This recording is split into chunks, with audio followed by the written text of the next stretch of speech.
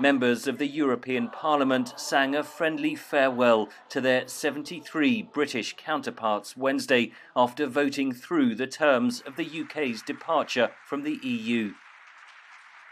Pro-Brexit British MEPs celebrated as they headed home. Any regrets? We're leaving. Freedom, democracy, self-governance. For others, sadness and regret. Everybody will miss the British representatives, not all British representatives, for example. I don't think that we will miss Mr. Farage, but all the others, yes.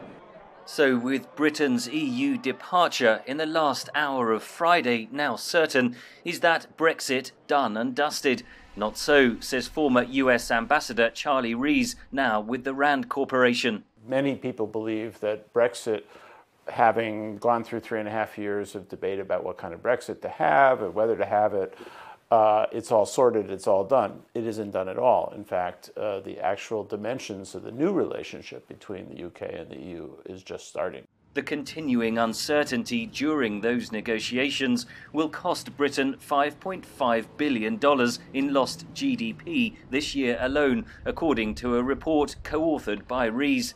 Boris Johnson, who hosted US Secretary of State Mike Pompeo Thursday, has ruled out extending the EU negotiations beyond the end of 2020.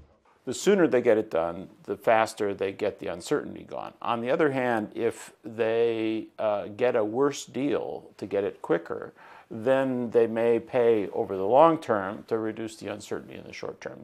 Johnson wants quick trade deals with the US and other countries outside Europe.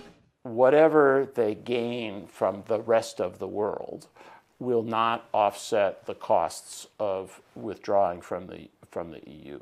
Early indications suggest Europe will demand access to British fishing waters and guarantees that Britain won't undercut the EU's labour and environmental standards in return for access to the EU single market. Britain has ruled out such close alignment. A new clock is ticking. 11 months is extremely short. The United Kingdom itself is coming under increasing strain, with Scotland demanding a vote on independence so it can rejoin the EU. Brexit will be celebrated by its supporters, with parties in central London and elsewhere Friday night. But 31st of January is the end of the first chapter in the long drama of Brexit. Henry Ridgwell for VOA News, London.